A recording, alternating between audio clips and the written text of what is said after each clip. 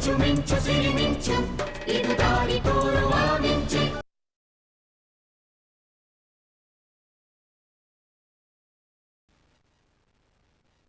ರೀ, ಚಿತ್ತು ಸ್ವರೂಪ ಅಮೇರಿಕಾ ತಲುಪಿದ ತಕ್ಷಣ ಫೋನ್ ಮಾಡ್ತೀನಿ ಅಂತ ಹೇಳಿದರು.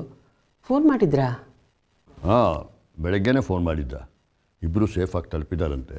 ಫ್ಲೈಟ್ ಲ್ಯಾಂಡ್ ಆದ ಕೂಡಲೇ ಫೋನ್ ಮಾಡ್ದ. ಏನೂ ತೊಂದರೆ ಆಗಲಿಲ್ವಂತ? ಏನಿಲ್ಲ, ಲಂಡನ್ನಲ್ಲಿ 3 hours ಫ್ಲೈಟ್ ಲೇಟ್ ಆಯ್ತಂತೆ. ಅದು ಬಿಟ್ಟರೆ ಮಿಕ್ಕಿದೆಲ್ಲ ಚೆನ್ನಾಗೇ ಇತ್ತು.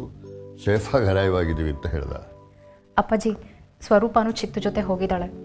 ಅವಳ ಬಗ್ಗೆನೂ ಸ್ವಲ್ಪ ಗಮನ ಕೊಡೋದಕ್ಕೆ ಹೇಳಬೇಕಾಗಿತ್ತು. ಹೇಳಿದ್ದೇನಮ್ಮ, ಈ ಪೇಟೆಂಟ್ ರೈಟ್ಸ್ ತೊಗೊಳೋದಕ್ಕೆ ಫಾರ್ಮ್ಯಾಲಿಟೀಸ್ ಎಲ್ಲ 1 ವಾರ ಆಗುತ್ತೆ. ಅದು ಮುಗಿದ ಕೂಡಲೇ ಆ ಅವಸರದಲ್ಲಿ ಬಂದ್ಬಿಡ್ಬೇಡಿ, ಇಬ್ಬರು ಎಂಜಾಯ್ ಮಾಡ್ಕೊಂಡು ಸ್ವಲ್ಪ ದಿವಸ ಇದ್ದ ಆಮೇಲೆ ಬನ್ನಿ ಅಂತ ಹೇಳಿದ್ದೀನಿ. ಒಳ್ಳೇದಾಯ್ತು ರೀ. ಸ್ವರೂಪಂಗೂ ಬದಲಾವಣೆ ಆದಂಗೆ ಆಗುತ್ತೆ. ಆ ಮಗು ವಿಷಯನ ಸ್ವಲ್ಪ ಮಟ್ಟಿಗಾದರೂ ಮರೆಯೋ ಪ್ರಯತ್ನ ಮಾಡ್ಬೋದು.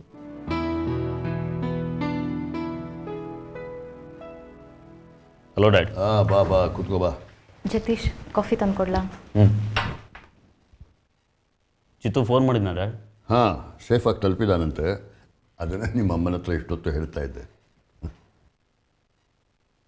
ಬೆಳಗ್ಗೆ ಆಫೀಸಿಂದ ಬರ್ತಾ ದೀಕ್ಷಿತ್ರ ನೋಡ್ಕೊಂಡು ಬರ್ತೀನಿ ಅಂತ ಹೇಳಿದ್ದಿ. ಹೋಗಿ ಮೀಟ್ ಮಾಡಿದೇನು? ಸಿಕ್ಕಿದ್ರಾ? ಈಗ ಅವ್ರನ್ನೇ ಮೀಟ್ ಮಾಡ್ಕೊಂಬರ್ತಿದ್ದೀನಿ ಡ್ಯಾಡ್.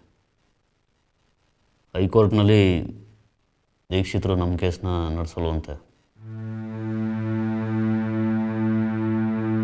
ಬೇರೆ ಲಾಯರ್ಗೆ ಕೇಸ್ ವಹಿಸ್ತಿದ್ರಂತೆ.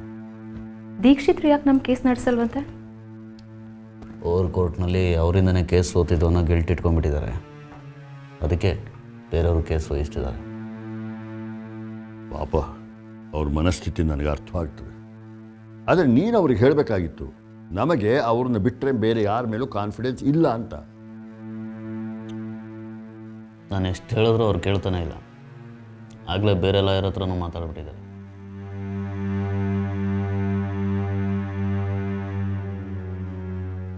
ಯಾಕೆ ಹೀಗೆ ಮಾಡಿದ್ರು ದೀಕ್ಷಿತರು? ನಾನೊಂದು ಸಲ ಮಾತನಾಡಲೇನು ಅವ್ರ ಹತ್ರ? ನೀವು ಮಾತಾಡಿದ್ರು ಏನೂ ಪ್ರಯೋಜನ ಆಗಲ್ಲ. ದೀಕ್ಷಿತರು ಅವ್ರ ಫ್ರೆಂಡ್ಗೆ ನಮ್ಮ ಕೇಸ್ನ ವಹಿಸಿದ್ದಾರೆ.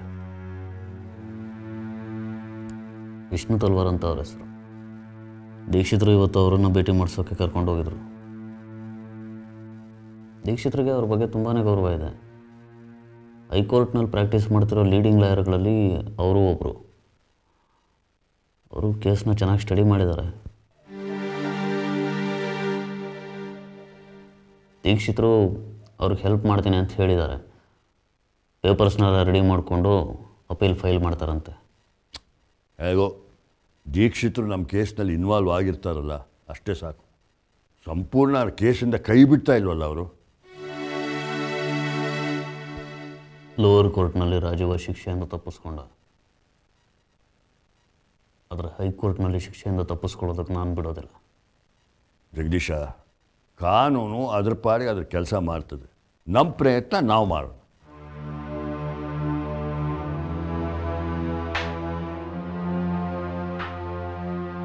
ಡ್ಯಾಡ್, ನಿಮ್ಮ ಹತ್ರ ಒಂದು ವಿಚಾರ ಮಾತಾಡಬೇಕಿತ್ತು. ಏನೇ? ನಮ್ಮ ಬಿಸ್ನೆಸ್ ಎಕ್ಸ್ಪ್ಯಾಂಡ್ ಮಾಡೋ ವಿಚಾರ. ಬಿಸ್ನೆಸ್ಸು ಎಕ್ಸ್ಪ್ಯಾಂಡ್ ಮಾಡ್ತೀಯ? ಹಾಗೆ ಸರ್ಜಿಕಲ್ ಫೀಲ್ಡ್ ಅಲ್ಲದೆ ಬೇರೆ ಫೀಲ್ಡ್ಗೂ ಇಳಿಯೋಣ ಅಂತ. ಸರ್ಜಿಕಲ್ ಫೀಲ್ಡಲ್ಲಿ ಬಿಟ್ಟು ನಮಗೆ ಇನ್ನೇನೇ ಎಕ್ಸ್ಪೀರಿಯೆನ್ಸ್ ಇದೆ? ಅಲ್ಲ, ಹೊಸ ಬಿಸ್ನೆಸ್ ಎಂಟ್ರ್ ಆಗೋದಕ್ಕೆ, ಅದು ಬಿಸ್ನೆಸ್ ಬಿಲ್ಡ್ ಮಾಡೋದಕ್ಕೆ ಎಕ್ಸ್ಪೀರಿಯೆನ್ಸ್ ಬೇಕಲ್ವಾ? ಡ್ಯಾಡ್, ನಾವು ಬಯೋಕೆಮಿಕಲ್ ಕಂಪ್ನಿ ಶುರು ಮಾಡೋಣ. ಹೇಗಿದ್ದರೂ ಚಿತ್ತು ಮಾಡ್ತಿರೋ ರಿಸರ್ಚ್ಗೆ ಪೇಟೆಂಟ್ ಸಿಗುತ್ತೆ. ಆಮೇಲೆ ಬಯೋ ಪೆಟ್ರೋಲ್ ಮತ್ತು ಬಯೋ ಡೀಸೆಲ್ನ ನಮ್ಮ ಕಂಪ್ನಿಯಿಂದನೇ ಪ್ರೊಡಕ್ಷನ್ ಶುರು ಮಾಡ್ಕೋಬೋದು. ಆ ಬಯೋ ಪೆಟ್ರೋಲ್ ಪ್ಲ್ಯಾಂಟ್ನ ನಾವು ಹೇಗೆ ಹಾಕೋಕ್ಕಾಗುತ್ತೆ? ಆ ರಿಸರ್ಚ್ ಪೇಟೆಂಟ್ನ ಆ ಇನ್ಸ್ಟಿಟ್ಯೂಷನ್ನೇ ತೆಗೆದುಕೊಳ್ಳುತ್ತೆ ಅಲ್ವಾ? ಪೇಟೆಂಟ್ ಸಿಗೋದು ರಿಸರ್ಚ್ ಇನ್ಸ್ಟಿಟ್ಯೂಷನ್ಗೆ. ಆದರೆ ಇಂಡಿಯನ್ ಮಾರ್ಕೆಟಿಗೆ ಸಂಬಂಧಪಟ್ಟ ಹಾಗೆ ರೈಟ್ಸ್ನೆಲ್ಲ ನಮಗೆ ಕೊಡಬೇಕು ಅಂತ ನಾವು ಕಂಡೀಷನ್ ಹಾಕಿದ್ವಿ. ಅದಕ್ಕೆ ಅವರು ಒಪ್ಕೊಂಡಿದ್ದಾರೆ. ನಾನು ರಫ್ ಆಗಿ ಒಂದು ಪ್ಲ್ಯಾನ್ ಮಾಡ್ಕೊಂಡಿದ್ದೀನಿ. ನಮ್ಮ ರಾಜ್ಯದಲ್ಲಿ ಅಷ್ಟೇ ಅಲ್ಲದೆ ಬೇರೆ ಬೇರೆ ರಾಜ್ಯಗಳಲ್ಲೂ ನಮ್ಮ ಕಂಪ್ನಿಯ ಯೂನಿಟ್ಸ್ಗಳನ್ನ ಓಪನ್ ಮಾಡೋಣ. ಅಗ್ರಿಕಲ್ಚರಲ್ ಫೀಲ್ಡ್ ಆಫೀಸರ್ಗಳನ್ನ ಎಲ್ಲ ಯೂನಿಟ್ಗಳಲ್ಲೂ ನೇಮಕ ಮಾಡಿಕೊಂಡು ಅಲ್ಲಿ ರೈತರಿಗೆ ಈ ಪೆಟ್ರೋಷಿಯಾ ಗಿಡಗಳನ್ನ ಬೆಳೆಯೋದಕ್ಕೆ ಎಂಕರೇಜ್ ಮಾಡೋಣ. ರೈತರು ಬೆಳೆದ ಗಿಡಗಳನ್ನ ನಾವೇ ಒಳ್ಳೆ ಬೆಲೆ ಕೊಂಡ್ಕೊಂಡು ಪ್ರೋಸೆಸಿಂಗ್ ಶುರು ಮಾಡೋಣ. ಐಡಿಯಾ ಏನೋ ಚೆನ್ನಾಗಿದೆ, ಆದರೆ ನಮ್ಮ ಚಿತ್ತು ಹೇಳೋ ಹಾಗೆ ಇದೆಲ್ಲ ಸೀಕ್ರೆಟ್ ಪ್ರಾಜೆಕ್ಟ್ಸ್. ಬಿಸ್ನೆಸ್ಸು ಅಂದಮೇಲೆ ಪಬ್ಲಿಸಿಟಿ, ಮಾರ್ಕೆಟಿಂಗು ಇದೆಲ್ಲ ಇರ್ತದೆ. ಮತ್ತು ಈ ಗಿಡಗಳನ್ನ ಕಲ್ಟಿವೇಟ್ ಮಾಡೋದು, ಅದು ಪ್ರಾಸೆಸ್ಸಿಂಗು, ಎಕ್ಸ್ಟ್ರಾಕ್ಷನ್ನು, ಇದನ್ನೆಲ್ಲ ಹೇಗೆ ಮಾಡೋದು? ಡ್ಯಾಡ್, ಶುರುನಲ್ಲಿ ನಾವು ಎಲ್ಲ ಸೀಕ್ರೆಟಾಗೆ ಮಾಡೋಣ. ಗಿಡಗಳಿಂದ ಬಯೋ ಪೆಟ್ರೋಲ್ನ ಎಕ್ಸ್ಟ್ರಾಕ್ಟ್ ಮಾಡ್ತಿದ್ದೀವಿ ಅಂತ ಎಲ್ಲೂ ಹೇಳೋದು ಬೇಡ. ಆ ಗಿಡಗಳಿಂದ ಯಾವುದೋ ಒಂದು ಕೆಮಿಕಲ್ನ ಎಕ್ಸ್ಟ್ರಾಕ್ಟ್ ಮಾಡಿ ಅದನ್ನು ಫಾರಿನ್ಗೆ ಎಕ್ಸ್ಪೋರ್ಟ್ ಮಾಡ್ತಾಯಿದ್ದೀವಿ ಅಂತ ಹೇಳೋಣ. ಡ್ಯಾಡ್, ಪೆಟ್ರೋಷಿಯಾ ಗಿಡಗಳು ರೇಷ್ಮೆ ಗಿಡಗಳು ಹಾಗೆ ಒಂದು ಸಲ ಪ್ಲ್ಯಾಂಟ್ ಮಾಡಿದ್ರೆ 15 ವರ್ಷಗಳ ತನಕ ಬೆಳೆಯುತ್ತೆ. ಗಿಡಗಳನ್ನ ಬೆಳೆಸೋದಕ್ಕೆ ಶುರು ಮಾಡಿದ 3 ತಿಂಗಳಲ್ಲೇ ಗಿಡ ಫಾಲಿಯೇಜಿಗೆ ಬಂದು ಗಿಡದ ತುಂಬ ಎಲೆ ಬೆಳೆಯುತ್ತೆ. ಈಗ ಆಗ್ತಾ ಇರೋದು ಸೆಂಟ್ರಲೈಸ್ಡ್ ಪ್ರೊಡಕ್ಷನು. ನಾವು ಪ್ರೋಸೆಸ್ ಶುರು ಮಾಡಿದ್ರೆ ಪೆಟ್ರೋಲ್ ಪ್ರೊಡಕ್ಷನು ಲೋಕಲೈಸ್ಡ್ ಆಗುತ್ತೆ. ಹೇಗೆ ಮಿಲ್ಕ್ ರೆವಲ್ಯೂಷನ್ ಆಗಿದೆಯೋ, ಪ್ರತಿ ಹಳ್ಳಿಲೂ ಡೈರಿ ಇದೆಯೋ, ಹಾಗೆ ಪ್ರತಿಯೊಂದು ಹಳ್ಳಿಲೂ ಪೆಟ್ರೋಲ್ ಪ್ರೊಡಕ್ಷನ್ ಯೂನಿಟ್ನ ಶುರು ಮಾಡ್ಬೋದು. ಅಟ್ ಪ್ರೆಸೆಂಟ್ ನಾವು 60% ರಿಕ್ವೈರ್ಡ್ ಪೆಟ್ರೋಲ್ನ ಇಂಪೋರ್ಟ್ ಮಾಡ್ತಿದ್ದೀವಿ. ಈ ಯೂನಿಟ್ ಶುರು ಮಾಡಿದ್ರೆ ಪೆಟ್ರೋಲ್ನ ಇಂಪೋರ್ಟ್ ಮಾಡ್ಕೊಳ್ಳೋದು ನಿಲ್ಲುತ್ತೆ. ಮತ್ತು ಲಾಭದ ಬಗ್ಗೆ ಮಾತಾಡೋದಾದರೆ ಸ್ಕೈ ಇಸ್ ದ ಲಿಮಿಟ್. ಒಳ್ಳೆ ಪ್ಲ್ಯಾನು, ಆದರೆ ಯಾವ ಲೂಪ್ ಹೋಲ್ಸ್ ಇಲ್ಲದೇ ಮಾಡಬೇಕು. ಖಂಡಿತ ಆಗುತ್ತೆ ಡ್ಯಾಡ್. ರಾಜೀವಂಗೆ ಕಾನೂನು ಪ್ರಕಾರ ಶಿಕ್ಷೆ ಕೊಡಿಸೋದಲ್ಲ, ಬೇರೆ ರೀತಿಯಿಂದನೂ ಶಿಕ್ಷೆ ಕೊಡಿಸ್ತೀನಿ. ಹಂತವಾಗಿ ಅವನನ್ನು ಕೆಳಗಿಳಿಸ್ತೀನಿ. ಜಗದೀಶ, ಎಕ್ಸೈಟ್ ಆಗಬೇಡ, ಕಾಮ್ ಡೌನ್. ನೋಡು, ಅನ್ಯಾಯ ಅನ್ನೋದು 1 ಸಲ ಗೆಲ್ಬೋದು, 2 ಸಲ ಗೆಲ್ಬೋದು, ಆದರೆ ಯಾವಾಗಲೂ ಅನ್ಯಾಯವೇ ಗೆಲ್ತಾ ಇರುತ್ತೆ ಅಂತ ಹೇಳೋಕ್ಕಾಗೋದಿಲ್ಲ. ಲೋಯರ್ ಕೋರ್ಟ್ಗೆ ತನ್ನದೇ ಆದ ಲಿಮಿಟೇಷನ್ಸ್ ಇರುತ್ತೆ. ದೀಕ್ಷಿತರು ಹೇಳಿದ್ರಲ್ಲ, ಲೋಯರ್ ಕೋರ್ಟ್ನಲ್ಲಿ ಕನ್ಸಿಡರ್ ಮಾಡಬೇಕಾಗಿದ್ದ ಅನೇಕ ಪಾಯಿಂಟ್ಸ್ ಅವ್ರು ಕನ್ಸಿಡರ್ ಮಾಡಿಲ್ಲ.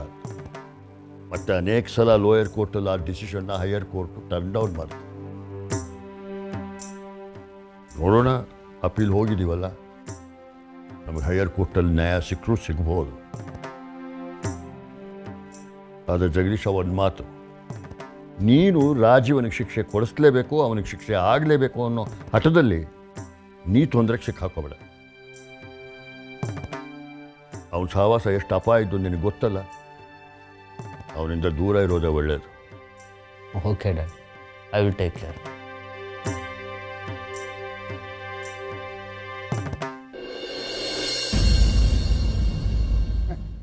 ನಮಸ್ಕಾರ ಗುರುವೇ. ನಾನು KP, ಫಾರ್ಮರ್ ಹೋಮ್ ಮಿನಿಸ್ಟ್ರು. ಜ್ಞಾಪಕ ಇದೆಯಾ? ಇದೆ, ಕೂತ್ಕೊಳ್ಳಿ.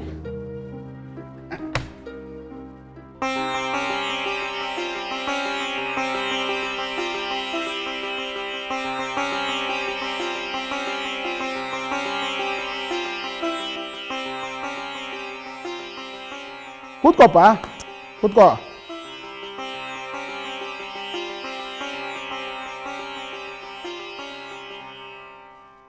ಹೇಳಿ, ಏನು ಇಲ್ಲಿ ತನಕ ಬಂದು ವಿಚಾರ? ಈ ವಿಷಯ ಈಗಾಗಲೇ ನಿಮ್ಮ ಗಮನಕ್ಕೆ ಬಂದಿರುತ್ತೆ. ಅದೇ ಗುರುವೇ, ಆ ಜಮೀನಿನ ಇಶ್ಯೂ ಟ್ರಸ್ಟಿಗೆ ಸೇರಿದ್ದು. ಇದರಲ್ಲಿ ಇಶ್ಯೂ ಏನು ಬಂತು? ಆ ಜಮೀನು ನಮ್ಮ ಟ್ರಸ್ಟಿಗೆ ಸೇರಿದ್ದು ಟ್ರಸ್ಟಿಗೆ ಸೇರಿರುತ್ತೆ ಅಷ್ಟೇ. ವಿಷಯ ಅಷ್ಟೊಂದು ಸಿಂಪಲ್ ಆಗಿದ್ದಿದ್ರೆ ನಾನು ಯಾಕೆ ಗುರುವೆ ನಿಮ್ಮಲ್ಲಿ ಅವ್ರಿಗೆ ಬರ್ತಿದ್ದೆ? ರಾಜೀವ್ ಶರ್ಮಾ ಅವರು ಆ ಜಮೀನನ್ನು ನನ್ನ ಮಗನ ಹೆಸರಿಗೆ ಬರೆದು ಕೊಟ್ಟಿದ್ದಾರೆ. ಹಾಗಾದರೆ ಅವ್ರನ್ನೇ ಕೇಳಿ, ನನ್ನನ್ನೇನು ಕೇಳ್ತೀರಿ? ಏನು ಗುರುವೆ, ನೀವು ಇವರು ಸಂಬಂಧಿಕರು. KP ಅವರು ಪ್ಲೀಸ್, ನಮ್ಗಳ ಮಧ್ಯೆ ಇರೋದು ಈಗ ಶತ್ರುಗಳ ಸಂಬಂಧ ಅಷ್ಟೇ.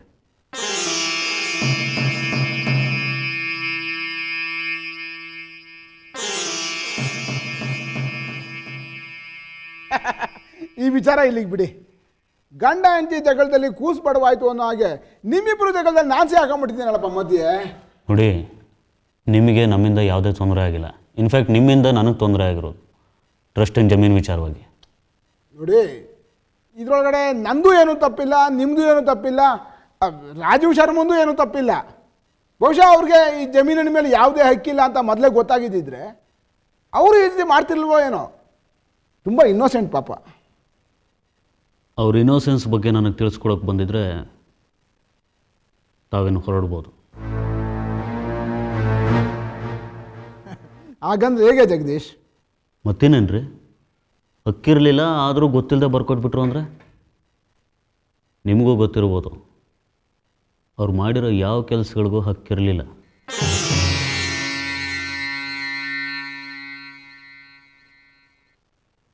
ಹಕ್ಕನ್ನು ಸಾಧಿಸಿದಾರಷ್ಟೆ. ಅವರ ಅಂಥ ಕೆಲಸಗಳಿಗೆ ನಾವು ಹೊಣೆ ಅಲ್ಲ. ಕೆ ಪಿ ಅವರೇ, ಅನಗತ್ಯವಾದ ವಿಷಯಗಳು ಇಲ್ಲಿ ಬೇಡ. ನಾನು ಸಂದರ್ಭಕ್ಕೆ ತಕ್ಕ ಮಾತೇ ಆಡ್ತಿದ್ದೀನಿ.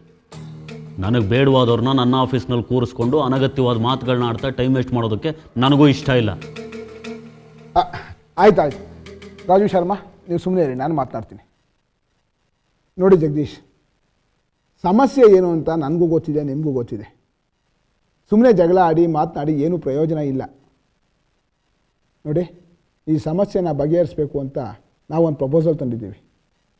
ಹೇಳಿ. ನೋಡಿ ಜಗದೀಶ್ ಅವರೇ, ರಾಜೀವ್ ಶರ್ಮಾ ಅವರು ಗೊತ್ತಿದ್ದೋ ಗೊತ್ತಿಲ್ಲದೇನೋ ಆ ಜಾಗ ನನ್ನ ಮಗನ ಹೆಸರಿಗೆ ಮಾರಿಬಿಟ್ಟಿದ್ದಾರೆ. ಈ ಜಾಗ ಈಗ ಕಾಂಪ್ಲಿಕೇಶನ್ ಆಗುತ್ತೆ ಅಂತ ಗೊತ್ತಿದ್ದಿದ್ರೆ ನಾವಿಲ್ಲಿ ಕೈ ಆಗ್ತಿರಲಿಲ್ಲ. ಆದರೆ ಈಗ ಆ ಜಾಗದಲ್ಲಿ ಲೇಔಟ್ ಮಾಡಾಗಿದೆ, ಜನಗಳಿಗೆ ಸೈಟ್ಗಳನ್ನ ಹಂಚಿನೂ ಆಗಿದೆ. ಇಂಥ ಟೈಮ್ನಲ್ಲಿ ನೀವು ಆ ಜಾಗದ ಒಡೆತನದ ಪ್ರಶ್ನೆನೇ ಮಾಡಿದ್ರೆ ಹೇಗಾಗಬೇಡ, ನೀವೇ ಹೇಳಿ. ನೀವು ಕೋಟ್ಯಾಂತರ ರೂಪಾಯಿ ಬಿಸ್ನೆಸ್ ಮಾಡಿದಂಥವ್ರು, ನಿಮಗೂ ಲಾಭ ನಷ್ಟದ ವಿಚಾರ ಗೊತ್ತೇ ಇರುತ್ತೆ. ಅದಕ್ಕೆ ಜಗದೀಶ್, ಪ್ಲೀಸ್ ಆ 8 ಎಕರೆ ಜಮೀನನ್ನು ನಮಗೆ ಬಿಟ್ಕೊಡಿ. ಆ ಭೂಮಿ ಬೆಲೆ ಏನಾಗುತ್ತೋ ಅದನ್ನು ಕೊಡೋಣ. ಕೊಡದೆ ಏನು ಮಾಡ್ತೀಯ? ಕಷ್ಟಪಟ್ಟು ದುಡ್ದಿದ್ದಲ್ವಲ್ಲ, ಖರ್ಚು ಮಾಡ್ತೀಯ. ದುಡ್ಡು ನಿಂದೇನಲ್ವಲ್ಲ. ಲೀಗಲ್ ಆಗಿ ಅದು ನಂದೇ ದುಡ್ಡು. ಸಂಪಾದಿಸಿದ್ದು ಇಲ್ಲೀಗಲ್ ಆಗಿ ತಾನೆ. ನೋಡಿ ಮತ್ತೆ ಜಗಳ ಆಡಬೇಡಿ. ರಾಜೀವ್ ಶರ್ಮಾ, ದಯವಿಟ್ಟು ತಾವು ಸುಮ್ಮನೆ ಇರಿ. ನಾನು ಆಗಲೇ ಹೇಳಿವೆ ನಿಮಗೆ ಮಾತಾಡಬೇಡಿ ಅಂತ ಅಂದ್ಬಿಟ್ಟು. ಈಗ ಮಾತಾಡೋದ್ರಿಂದ ಸಮಸ್ಯೆ ಇನ್ನೂ ಜಾಸ್ತಿ ಆಗುತ್ತೆ. ಜಗದೀಶ್, ನಾನು ಕೇಳ್ಕೊತಾ ಇದ್ದೀನಿ, ದಯವಿಟ್ಟು ಆ 8 ಎಕರೆನ ನಮಗೆ ಬಿಟ್ಕೊಡಿ. ನಾನು ಅದಕ್ಕೆ ಎಷ್ಟಾಗುತ್ತೋ ಹಣ ಕೊಡ್ತೀನಿ. ಇಲ್ಲ ಕೆ ಪಿ ಅವರೇ, ನಮ್ಮ ಟ್ರಸ್ಟ್ಗೆ 30 ಎಕರೆ ಜಮೀನು ಬೇಕೇ ಬೇಕು. ಕಾತ್ಯಾಯಿನಿ ಟ್ರಸ್ಟಿಗೆ ಸಂಬಂಧಪಟ್ಟ ಹಾಗೆ ನಮಗೆ ತುಂಬ ದೊಡ್ಡ ದೊಡ್ಡ ಪ್ಲ್ಯಾನ್ಸ್ ಇದೆ. ಇನ್ಫ್ಯಾಕ್ಟ್ ನಮಗಿರೋ ಪ್ಲ್ಯಾನ್ಸ್ಗೆ 30 ಎಕರೆನೂ ಸಾಲಲ್ಲ. ಹೀಗಿರುವಾಗ 8 ಎಕರೆ ನಿಮ್ಗೆ ಹೇಗೆ ಬಿಟ್ಕೊಡೋಕ್ಕಾಗುತ್ತೆ? ನಾನು ಜಗದೀಶ್ ಅವರೇ, ನೀವೀಗ ಅಂದ್ಬಿಟ್ರೆ ನನ್ನ ಕೈ ಕಾಲ ಬಿದ್ದೋಗ್ಬಿಡುತ್ತೆ. ನೋಡಿ, ನಾನು ಸೊಸೈಟಿನಲ್ಲಿ ಸೆಕ್ರೆಟರಿ ಆಗಿದ್ದವನು, ಕಷ್ಟಪಟ್ಟು ಮೇಲೆ ಬಂದಿರೋನು. ನಿಮ್ಮ ತಂದೆಯವರೇ ನನ್ನನ್ನು ಈ ಸ್ಥಿತಿಗೆ ಬರೋದಕ್ಕೆ ಕಾರಣ. ಅವರಿಂದ, ಅವರ ಬೆಂಬಲದಿಂದಾಗಿ ನಾನು MLA ಆಗಿರೋದು. ಅವರು ನನ್ನ ಕಷ್ಟ ಅಂದಾಗೆಲ್ಲ ಫಂಡ್ ಕೊಟ್ಟು ಸಹಾಯ ಮಾಡಿದ್ದಾರೆ. ಪ್ರತ್ಯುಪಕಾರ ಮಾಡಿದ್ರಲ್ಲ ನೀವು. ನನ್ನ ತಂಗಿ ಕೊಲೆ ಇನ್ವೆಸ್ಟಿಗೇಷನಲ್ಲಿ ಇವನಿಗೆ ಸಹಾಯ ಮಾಡಿ. ಚೇಚೆ, ಎಲ್ಲಾದ್ರೂ ಉಂಟೆ, ನೀವು ತಪ್ಪು ತಿಳ್ಕೊಂಡಿದ್ದೀರಾ. ನೋಡಿ, ಆ ವಿಚಾರನ ಇನ್ನೊಂದು ಸರ್ತಿ ಮಾತಾಡ್ತೀನಿ. ಆ ವಿಚಾರ ಈಗ ಬಿಟ್ಬಿಡಿ. ನೋಡಿ, ಹಳೆದನ್ನೆಲ್ಲ ಮರ್ತುಬಿಡಿ. ಈಗ ಬಂದಿರೋ ಈ ಗಂಡಾಂತರದಿಂದ ದಯವಿಟ್ಟು ಪಾರು ಮಾಡಿ. ಆ 8 ಎಕರೆ ಜಾಗದಲ್ಲಿ ಸೈಟ್ಗಳು ಮಾಡಿ ಈಗಾಗಲೇ ಜನಗಳಿಗೆ ಕೊಟ್ಟಾಗಿದೆ, ಮಾರಾಟ ಮಾಡಿಬಿಟ್ಟಿದ್ದೀವಿ. ಈಗ ಏನಾದ್ರು ತೊಂದರೆ ಆಯಿತು ಅಂತ ಅಂದರೆ ಅದನ್ನೇ ಪೇಪರ್ನವರು ದೊಡ್ಡ ಇಶ್ಯೂ ಮಾಡಿಬಿಡ್ತಾರೆ, ದೊಡ್ಡ ದೊಡ್ಡ ಅಕ್ಷರಗಳಲ್ಲಿ ಬರೆದುಬಿಡ್ತಾರೆ. ಇದರಿಂದ ನನ್ನ ಪೊಲಿಟಿಕಲ್ ಕೆರಿಯರ್ಗೆ ಧಕ್ಕೆ ಆಗಿಬಿಡುತ್ತೆ. ಇನ್ನೇನು ಎಲೆಕ್ಷನ್ ಕೂಡ ಬರ್ತಾ ಇದೆ. ದಯವಿಟ್ಟು ಕೈ ಮುಗಿದು ಕೇಳ್ಕೊತಾ ಇದ್ದೀನಿ, ಇದರಿಂದ ನನ್ನ ಕಾಪಾಡಿ.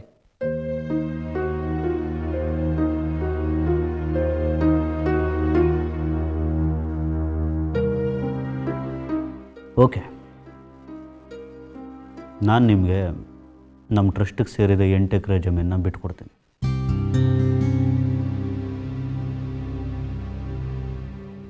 ಅದರ ಒಂದು ಕಂಡೀಷನ್, ನಾನು ನಿಮಗೆ 8 ಎಕರೆ ಬಿಟ್ಕೊಡ್ಬೇಕು ಅಂದರೆ ನೀವು ನನಗೆ ನಮ್ಮ ಜಮೀನಿಗೆ ಸೇರಿದ ಹಾಗಿರೋ ಆ 16 ಎಕರೆ ಇದೆಯಲ್ಲ ಪೂರ್ವ ದಿಕ್ಕಿನಲ್ಲಿ, ಅದನ್ನು ಕೊಂಡ್ಕೊಡ್ಬೇಕು. ಏನು, 8 ಎಕರೆ ಬದಲಿಗೆ 16 ಎಕರೆನಾ? ತುಂಬ ಅನ್ಯಾಯ ಇದು. ಅನ್ಯಾಯ, ನ್ಯಾಯ, ಅನ್ಯಾಯದ ಬಗ್ಗೆ ನಿನ್ನ ಬಾಯಲ್ಲಿ ಮಾತು. ಚೆನ್ನಾಗಿದೆ, ವೆರಿ ಗುಡ್. ಗುರುವೆ, ನೀನು ಹೇಳ್ತಿರೋ ಜಮೀನು ನಾರಾಯಣ ಪೈಗಳದ್ದು, ಬೆಲೆ ಜಾಸ್ತಿ. ಆ ಮನುಷ್ಯ ಹೇಳಿದ್ದೆ ಬೆಲೆ. ಕಷ್ಟ ಆಗುತ್ತೆ ಗುರುವೆ. ಕಷ್ಟ ಆದ್ರೆ ಬೇಡ, ಬಿಟ್ಬಿಡಿ. ಇಷ್ಟಕ್ಕೂ ಆ ಹಣನ ನೀವೇನು ಕೊಡಲ್ವಲ್ಲ ಕೆ ಪಿ ಅವರೇ? ಯಾಕೆ ಯೋಚನೆ ಮಾಡ್ತೀರಿ? ಅನ್ಯಾಯದಿಂದ ಸಂಪಾದಿಸಿರೋ ಹಣ ಅದು. ಆ ಹಣದಿಂದ ಒಂದಾದರೂ ಒಳ್ಳೆ ಕೆಲಸ ಆಗಲಿ ಬಿಡಿ. ನ್ಯಾಯವಾಗಿ ಆ ಹಣ ಕಾತ್ಯಾಯನಿ ಟ್ರಸ್ಟಿಗೆ ಸೇರಬೇಕಾದ್ದು. ಇಲ್ಲ ಕೆ ಪಿ ಅವರೇ, ನನಗೆ ಯಾಕೆ ಸರಿ ಹೋಗ್ತಿಲ್ಲ. ಜಗದೀಶ್, ಇದೇ ನಿನ್ನ ನಿರ್ಧಾರನ? ನೋಡಿ ಕೆ ಪಿ ಅವರೇ, ನೀವು ಬಂದಿದ್ದೀರಿ ಅಂತ ನಾನು ಇಷ್ಟು ಮಾತಾಡಿದ್ದೀನಿ. ನೀವಾಗೇ ಸಮಸ್ಯೆ ಇದೆ ಅಂತ ಬಂದ್ರಿ, ನಾನು ಪರಿಹಾರ ಹೇಳಿದ್ದೀನಿ. ನನ್ನ ಪ್ರಪೋಸಲ್ ಇಷ್ಟೇ, ನಿಮಗೆ ಆ 8 ಎಕರೆ ಜಾಗ ಬೇಕು ಅಂದರೆ ನಮ್ಮ ಜಮೀನು ಪಕ್ಕದಲ್ಲಿರೋ 16 ಎಕರೆ ಜಾಗನ ನನಗೆ ಕೊಂಡ್ಕೊಡಿ.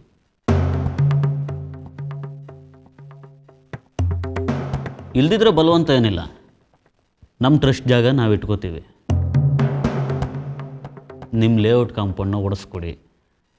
ನೀವಾಗೇ ಒಡಿಸಿದ್ರೆ ಸರಿ, ಇಲ್ಲದೆ ಹೋದರೆ ಬೇಡ ಬೇಡ ಅಂತ ಆದರೂ ನಿರ್ಧಾರ ಮಾಡಬೇಡ ಜಗದೀಶ್, ಪ್ಲೀಸ್. ರಾಜು, ಇಲ್ಲ ಕೆ ಪಿ ಅವರೇ, ಇದಕ್ಕೆ ನಾನು ಒಪ್ಪಿಗೆ ಇಲ್ಲ. ಈ 8 ಎಕರೆ ಭೂಮಿ ಬೆಲೆ 4 ಕೋಟಿನೂ ಆಗಲ್ಲ. ಅದಕ್ಕೆ ಬದಲಾಗಿ ಅವ್ರು ಕೇಳ್ತಿರೋ 16 ಎಕರೆ 12 ಕೋಟಿಗಿಂತ ಜಾಸ್ತಿ ಆಗುತ್ತೆ. ಇದಕ್ಕೆ ನಾನು ಒಪ್ಪಲ್ಲ. ನೋಡಿ, ನಾನೇನು ಆ 8 ಎಕರೆಗೆ ಬೆಲೆ ಕಟ್ಟಲ್ಲ. ಆ 16 ಎಕರೆ ಬೆಲೆ ಎಷ್ಟಿದೆ ಅನ್ನೋದು ನನಗೆ ಬೇಕಾಗಿಲ್ಲ.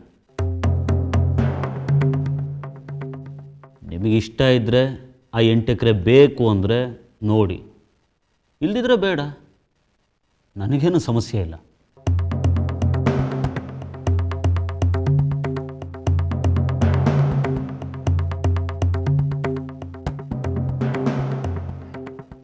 ರಾಜು, ಸ್ವಲ್ಪ ಬನ್ನಿ, ಸ್ವಲ್ಪ ಬನ್ನಿ.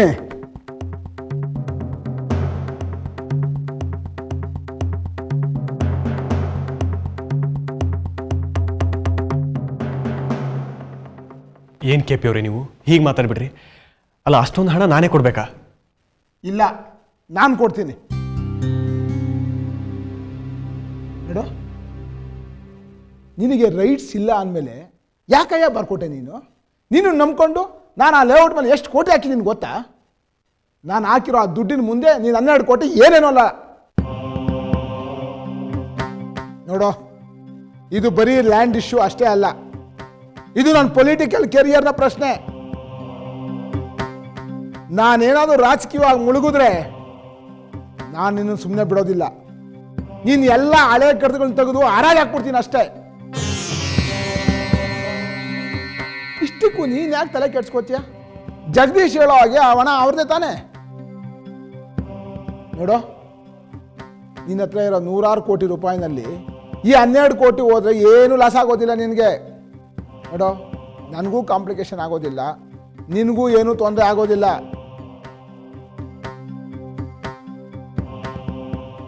ಅಷ್ಟೊಂದು ಯೋಚನೆ ಮಾಡೋದು ಏನಿದೆ ಇರೋಗಡೆ ರಾಜು? ನಡಿ, ಸುಮ್ಮನೆ ನಡಿ.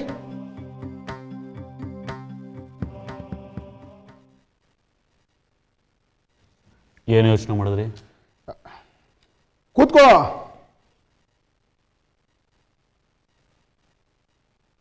ಆಯಿತು ಜಗದೀಶ್, ನಿಮ್ಮ ಪ್ರಪೋಸಲ್ಗೆ ನಮ್ಮ ಒಪ್ಪಿಗೆ ಇದೆ. ರಾಜು, ಕೊಡು ಕೊಡು.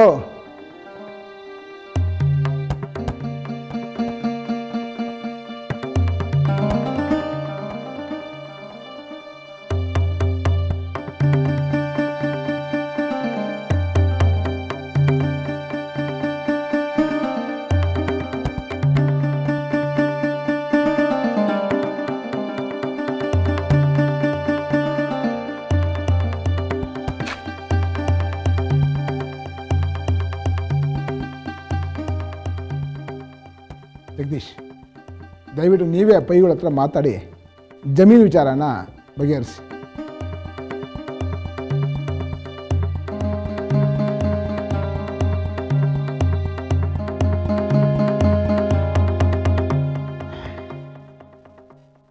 ಆಯಿತು. ಆ 16 ಎಕರೆ ನಮ್ಮ ಟ್ರಸ್ಟಿಗೆ ಬಂದ ಮೇಲೆ ನಿಮ್ಮ ಲೇಔಟ್ ಜಾಗ ನಿಮ್ಮ ಮಗನ ಹೆಸರಿಗೆ ಬರುತ್ತೆ. ಆಯಿತು, ನಾವಿನ್ನು ಬರ್ತೀವಿ. ರಾಜು,